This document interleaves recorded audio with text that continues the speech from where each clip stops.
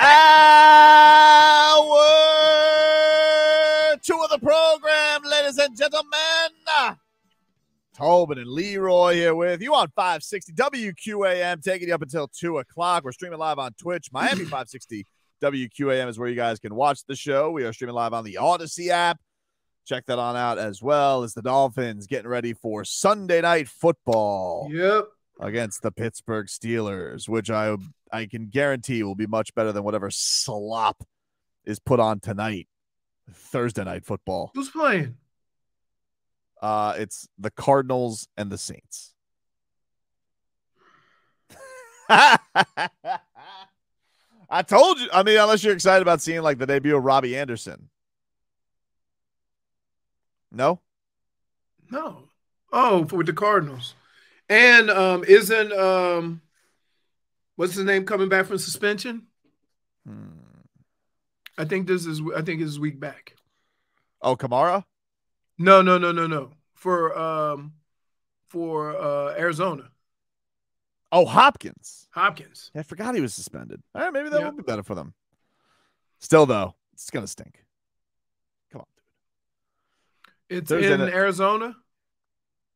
It is tonight. This game is in Arizona. Wow. So you got to play early, travel across 2 time zones. Yep. Man. I don't think it bodes well for the visiting team. So you like Cardinals tonight? Yep. All right.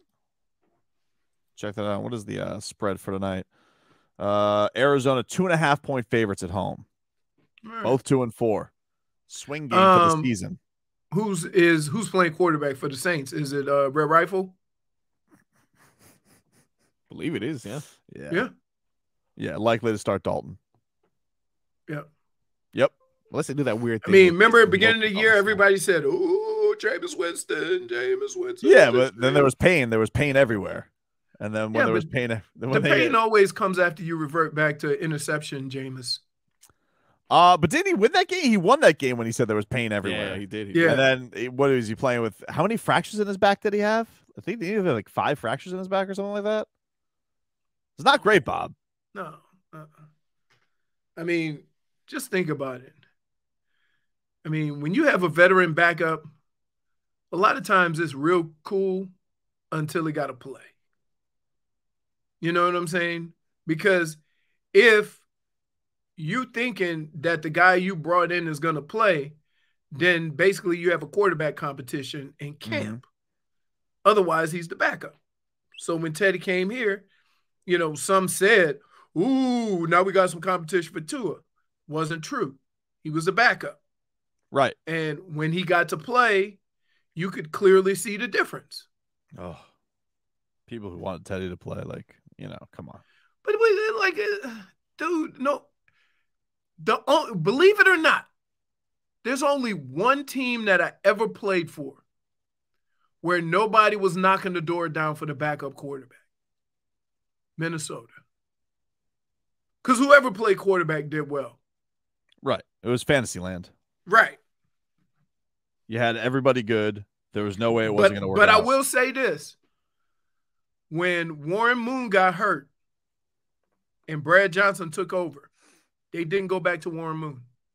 By the way, get you a little fantasy thing here. Brought to you by Tito's Handmade Vodka. Tito's Handmade Vodka makes the good stuff for good times. Find recipes, videos, and more at titosvodka.com. Where are you at? You got anybody on tonight's Marcos? I know Leroy does. He had like 9 Cardinals. You gotta watch out for Leroy, though. Last week, he didn't even set his starting lineup. Yeah, what are you doing, dude? Like 2 people. Why are you not setting your lineup in our league? Yeah, I did. I thought I did. Well, here. Can I just say Solana a free win? You gave Solana. In fairness to me, I'm in 2 leagues, and I may thought that I have said it. Well, you did not, sir. You gave Solana a free win, and now still somehow you and I are at the bottom of the pack. Did I win last week? I don't even know if I won last week. I feel like I was leading, but I felt like I think I was taking on Trevor, and I think he was going to catch me. Everyone's rats off a ship, I'm assuming. It seems like everyone. That's always. I'm the worst fantasy player. That always happens. Before it started, you said that. I'm like, this is what's going to happen. I get excited for the first couple of weeks, And then when I realized that all my players suck, I did win. Yeah, you're 3-3. All right. Looking You know what? good. Look at us. Dolphins. Leroy, you put up 55 points. I smoked Trevor. that's it. Yeah, you did. Yeah, only 55. Well, He must have forgotten to set his lineup, dude. 76 points. Yeah, it's not What good. the hell happened there? I don't know. You know, it's been you know what? Look, Saquon Barkley. Been a monster. Yeah, Been a monster this year. it's true. Tyreek Hill every game he has 180 yards receiving. It really is amazing. Everybody mocked me for that pick. And yeah, it was a homer pick that I took Tyreek Hill. Yeah, but he's worked out, baby. He's good. I regret picking Tua just to spite you. It did not work out well for me. Well, it did work out for 3 weeks. He was It the did. number one Oh, leading yeah. passer. For 3 weeks, Your that problem was- was you were playing Russell Wilson. Yeah, While Tua was lighting it up, and Russell Wilson stinks now. Let's ride. Mr. Unlimited. He's a Wolverine. He's a Wolverine. Let's hear a little bit from Tua, huh? Tua Tagovailoa. He's back from concussion protocol, back on the practice field. I'm not gonna lie, I got the goosies watching him on the practice field yesterday, Leroy. Seeing the clips, I was like, oh, he's back. Uno is back. But he said it was a stressful time getting through this concussion protocol. It's been a process, that's for sure. Having to deal with the interviews with the NFL and the NFLPA, and then having to go and see doctors outside with second opinions. So a lot of it has been, I would say, pretty stressful, but all of it's done for player safety. And, you know, I'm glad that I got to go through those things to kind of understand more of, you know, the deals of concussions and the effects, long-term, short-term, things like that. So, you know, I thought it was great that I was able to go through those and go through that process and get cleared. Isn't Tua a sweetheart? He's even like, you know what? It was stressful, but I'm glad I did. Now I even know more about concussions. It was wonderful. This man is sweet about everything. He is. That's what I'm saying. Like you think that when Brian Flores comes to town, regardless of how he feels, he's gonna, you know, say anything negative or what have you? No. Well, let's you know what? You teed that up one nicely, golfer. Here's Tua Tagovailoa on facing Brian Flores. Yeah, of course. I've been with him for the past 2 years, so he definitely knows what I like, what I don't like. But then again, you like to play Tua. This is, you know, Mike's offense, and this isn't the same offense that I've been running while he's been here for the past 2 years. Wow, goosies! That was pretty fire from Tua. Whoo! Not the same offense, dude. I don't get old Grandpa Chan Gailey in the desk anymore. Not to the level of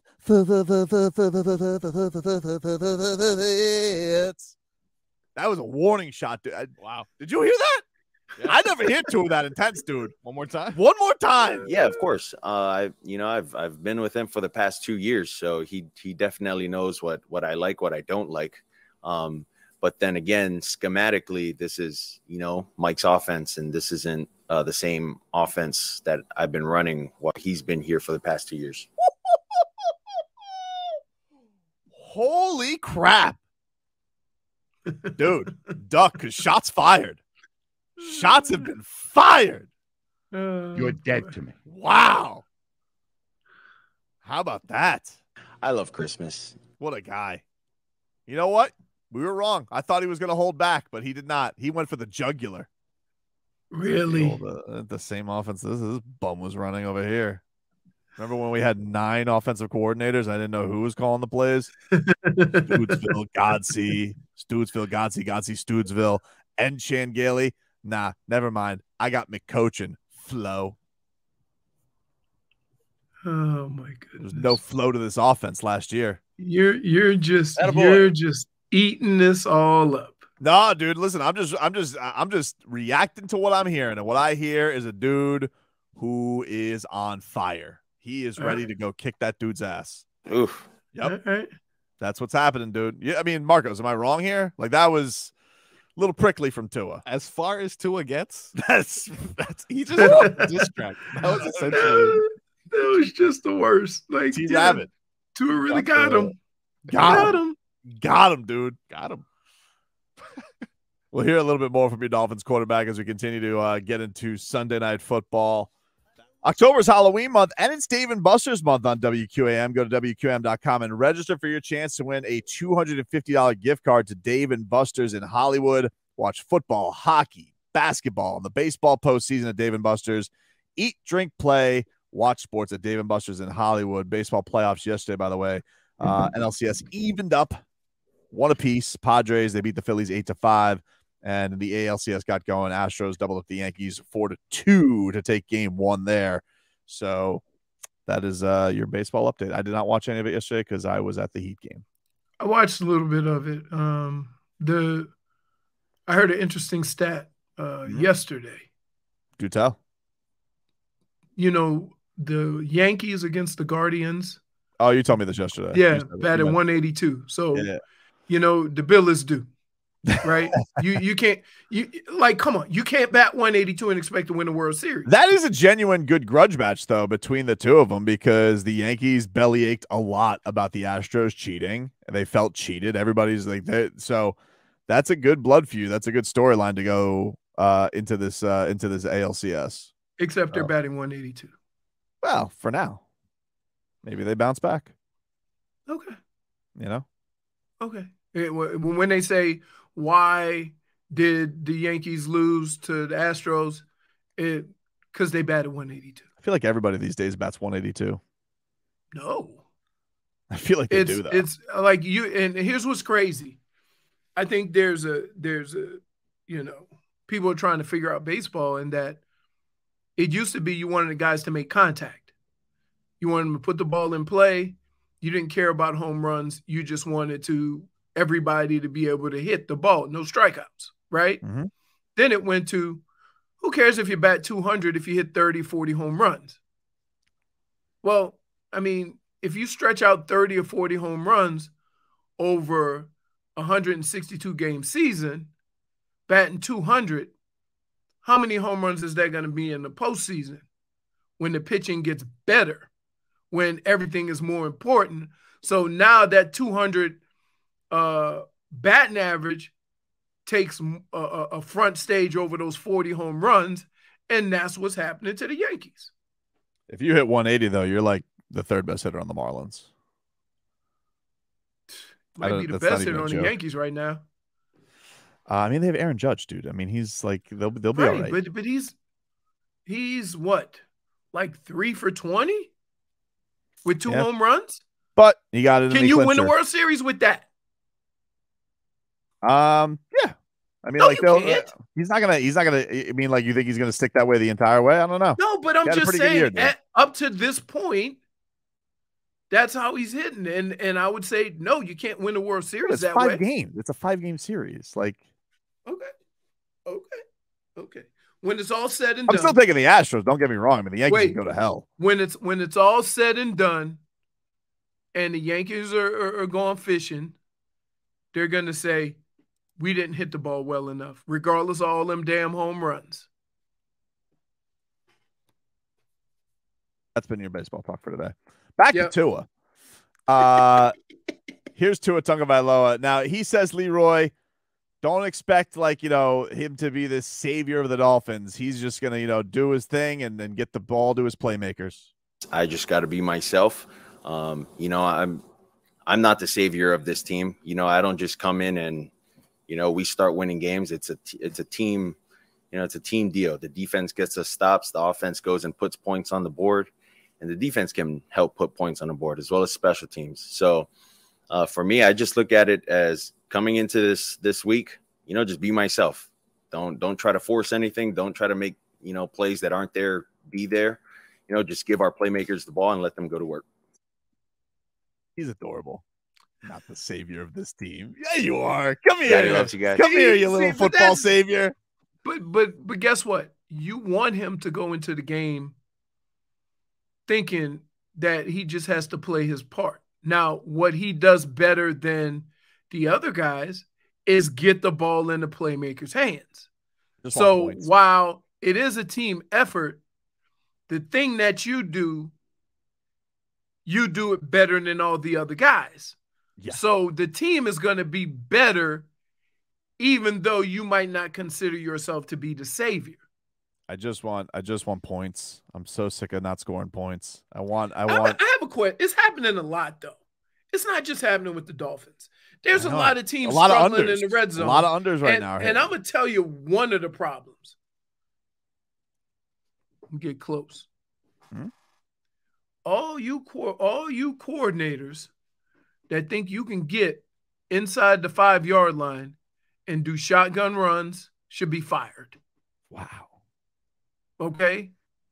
There is not enough room for your running back to get momentum, to get downfield and push the pile. Tell him, Leroy. That's what I always say to him. And so when I see those quarterbacks in the shotgun, and they even try to do the pistol to get the back far enough so he can get ahead of steam, doesn't work the same. But all those, quarterbacks that coordinators that put their quarterback in shotgun, right, are doing their team a disservice. Momentum.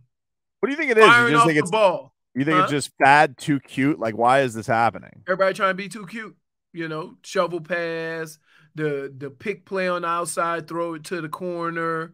You want to trick the guy. Look, if a team can't cover, you know what allows them to cover a little bit better? No football field to operate in. Right? Yeah. So, sure. And what usually happens is when you see a passing touchdown, what is it from? The quarterback running around, somebody come open in the back of the end zone, boom, throw it to him. Right. Like that's how these touchdowns come. It happened with, which means that the play happened with Thielen last week. Right. Which means the play that you designed is garbage. Because quarterbacks shouldn't be holding the ball that long. Text writes in. You guys could text at 305-567-0560. Text on WQAM or from the Kendall Toyota text line. Tua will be throwing a bunch of 1-yard passes, hoping the receivers can break a tackle or two. I mean, that's not what he's been doing this season, though, dude. Like, I don't know what you've been watching. Why do we do that? This dude has been fucking bombs early on. That's not what he's been doing. But here's what Tua does. He does seem to throw the ball to the right people, right? So it may not always be completed, but at least when he throws in the air, you're not like cringing because they got 5 defenders in the area. So yeah, is Tua going to make a difference? Yes, he is offensively, but the defense still need help. The defense still needs to improve. It'd be nice if they could put a whole game together, man, because I thought the defense played good enough to win last week for sure. They just need that cohesive performance. Like they had it in pockets against the Ravens. I guess you could say that they did. I mean, the Bills are good. You're going to take any win you can get against them. So even if it took, giving up 400 yards, they didn't give up points when it mattered, and the offense was super efficient. But isn't that weird, though? There's a lot of that. You look at the stats on quarterbacks is, 25 for 35, 315 yards, no touchdowns. A lot of that. Dude. Yep. Yeah, it's weird. It is weird, man. It's a strange thing. But, look, he's being humble. I like it. That's who he is, man. That's who he is. But really, we miss you so much. I mean, I miss it. I miss him so much. I'm so jacked up for do you want to know how much more excited I'm about this game this week? That there's Tua instead of Skylar Thompson or Teddy Bridgewater. Oh my goodness, you are so bad at this, dude. I mean, it's gonna be like, a couple of weeks. A couple of weeks, Sky was the limit. It was. I mean, look, it was a great preseason, but it's time for big boy football. We all knew that beforehand.